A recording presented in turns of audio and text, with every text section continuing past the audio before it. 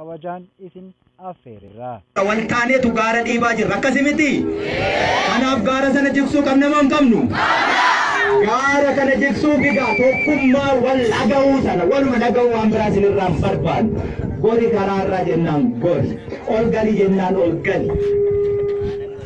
Bobbaa qabna, madaa qabna kaasi jennaani fal'aanaa fi shukkaan kaasiis. Ilmaan keeti ka dhufee asfaaltii gubbaarra dhiigni isaa dhangala'aa jiru sana kaasi. Tole Oromoo.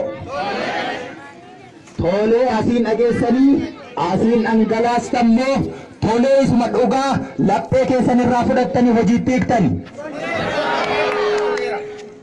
Onnee keessaati. Kuni waadaa. Waadaan kun yoo cabe immoo dhiiga ilmaan kanaatu nu qaba, sin qaba. Dhiiga keenya sin qabaa jechuudha.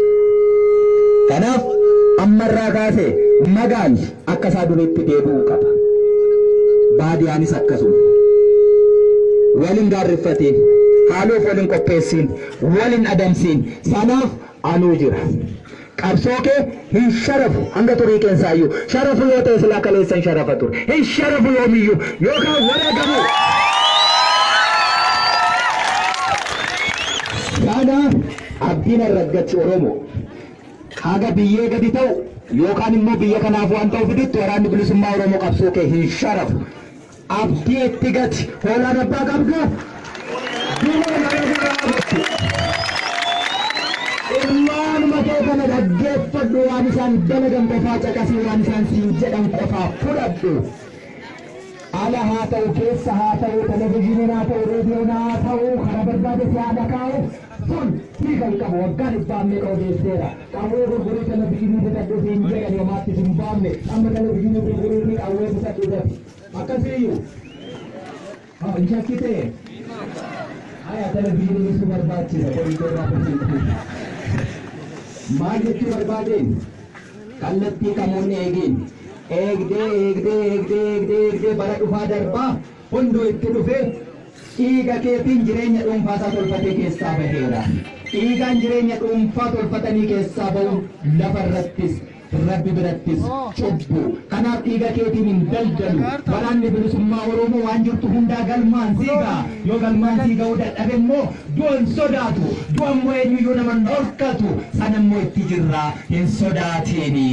Kanaafuu innoo akkas ture, innoo milishaa ture, innoo poolisii ture, innoo asii hidhee reebaa ture, harroo asuma keessa deemaa jira akkaman godha, akka godhan ana ture ka dhiiseeti.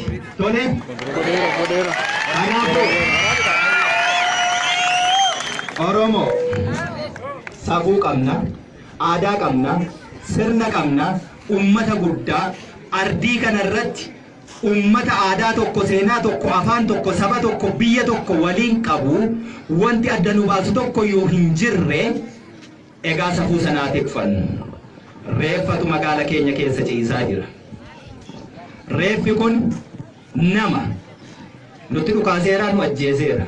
Amma qumnisaa dhukaasuu hin danda'u. Akkasuma akkas miti. Kan nuti barbaannu reeffasaa sana miti beekii. Dhukaastee ajjeesiini abbaa koo haadha koo obboleessa koo obboleettii koo hin ajjeesiini jechuutti jira ajjeesaa hin jiru jechuudha. Reeffi kun kabajaa qaba. Nu waraanni bilisummaa Oromoo kan ittiin beekamnu reeffa ajjeesnee lafarraan qotonnu. Warri akkas godhe sirrii miti. Nama ajjeesanii reeffa lafarra qototuun sirrii miti. Nama bahaa gala dhorkachuun sirrii miti. Kanaaf qabsoo gaggeessinaa jennee deebinee isan dalagnu. Sirrii miti erga jennee ani immoo isuma deebiseen dalaga taanaan ani immoo siif maaliin sirrii. Akkasi miti? Sana jijjiiruutti hin jira miti? Sana jijjiiruutti hin jira. Yoo waraanni mootummaa si ajjeesee reeffa kee qotote sirrii miti. Sana jijjiiruuf hin qabsaa'aa jira. Ani immoo isa ajjeesee yoo reeffa isaa qotote kan biraa qonaanis sirrii miti jedhee dhufa. Akkasuma akkas miti. Kanaafuu nurratti dhaabbachuu qabu. Reeffi kabajaa qaba. Huccuurra buusa. Abbootiin amantaa Islaamaa haa ta'u, Kiristaanaa haa ta'u, Waaqeffataa haa ta'u, amantii kamuu haa hordofu. Saafuu Oromoon namaaf qabuun kaasaa awwaala. Yoo awwaaluu baanneeyyuu unumaaf magaala kana keessa jiraattu moo jiraattan?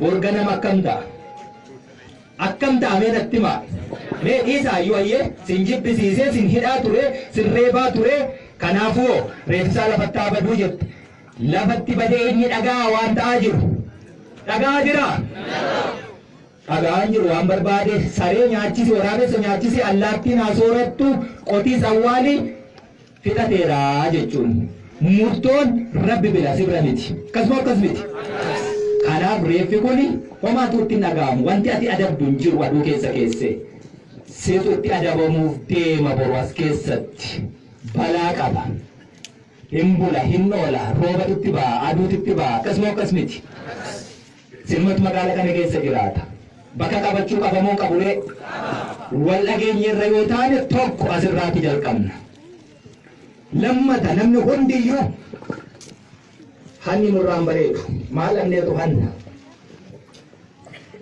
maal abdee hatta oromoo dubbachuun nama qaanessa maaliif dhimma keenyatu akka qaleessaa miti duuti keenyi gatii qaba iyyi keenyi gatii qaba imimmaan keenyi gatii qaba dhiigni keenyi gatii qaba hin sharafamtu duuban deebitu qabsoo bilisummaa oromoo waltajjii addunyaa irratti dhimma goonee qabsiifannee jirra har'a Itoophiyaa keessatti taatee ta'u keessaa tokko taatee naannoo Oromiyaa irratti ta'u addunyaa guutuutu gurraan ijaan caqasuutti jira wanti nuti goonu yookaan akka biyya taanu yookaan akka biyyaa baanu nu taasisa yeroo hedduu injifannoo akkasii arganneerra guduunfanne maaliif ummata waa ajjeesuu waa balleessuu waa barbadeessuu waa gubuu iyyuu wacuu malee dhiiga isaa akkasittiin dhangala'utti guduunfaa gochuu hin dandeenye jedheetu bara dhufaa darbaa meeqatu amma ija baasee nu eegaa jira akkam goone immoo mataa ishee walitti buusne amma immoo waggaa 20-30 ummatittii kana binneedhe ummatittii kanaati ibboo ummata guddaa kana miti ati wal bulchuu hin dandeessu beekaa dhabde qabeenya dhabde biyya dhabde maal dhabne ree kanaafi maaliif yeroo hundumaa bulguun ija nutti baasa kan inni akkasitti ija nutti baase ofii keenya dhaguduunfaa itti hin goonu iyyine sirbine galle maal aarsee ciisaa sana akkasin godhin hundumti isaa eegumsa qabaachuu qaba qawween yoo sirna hin qabaanne bala rasaasni amma magaala keessa baadiyaa keessa deemtanii dhukaastan dhiiga rasaasni tokko akkatti dhufu hin beekta yoo ta'e doofummaa sarraa dhumaati jechuudha argitaniirtu waggaa lamaan kana waan ta'aa jirtan beektu miti Oromoo hin beektanii hidhaa keessan turre ekeraan du'aa mana nama tokko tokkotti balbala rukutattee gadadoo keessan turre baatanii galuun hin ulfaanne achitti deebi'uu barbaadduure hin barbaannu taanaan horee walaa dhageenyi reeffa kaasii awwaalii mana keetti galii hojii idilee keetti deebi'i kana booddee isa kana olii gungumu qofaa dhaggeeffadhu boofti ati rukuttee amma biyyee keessa jirummoo biyyee arraabee akka hin kaane jabaadhu eeggadhu jechuudha eegumsi suni as keessaa ta'uu qaba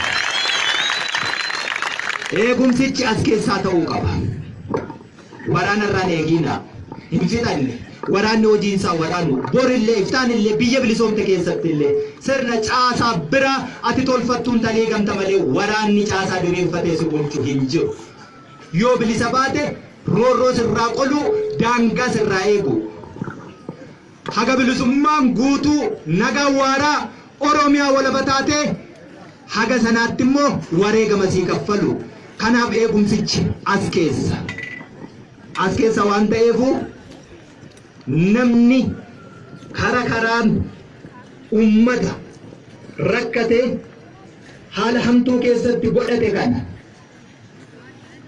hin dallansiisina sirna dhablummaa akkasii hin dagaagsin waan inni waggaa meeqatti dafqa buusee horate daqiiqaa tokko keessatti hin barbadeessi.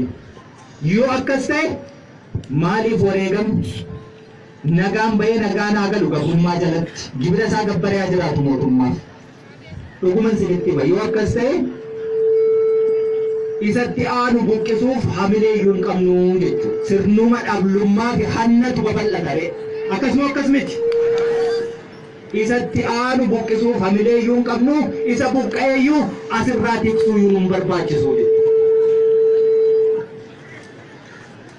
Kanaafuu sirnatti haa deebinu. Ammarraa ka'ee namni magaala keessatti na dhaggeeffadhu. Magaala keessatti gabaa miti arga. Gabaan hin jiru. Hojii hin qabdu. Warri madaa keenya kaasuuf wareegama keenya kaasuuf dhuftanis galata qabdu. Galanni keessan immoo amma miti sichi. Bilisummaa saba Oromoo bilisummaa keessan gaafa dhufe galanni sun kan inni galu.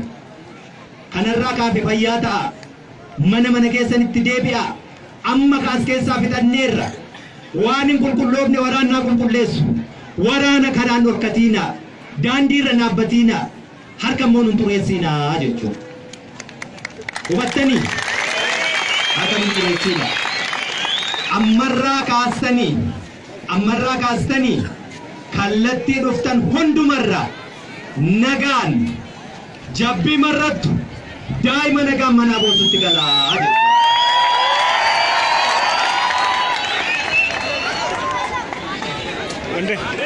Reeffa amma jiru dafaa kaasa abbootiin amantaa wal baate daddafaa jechuudha.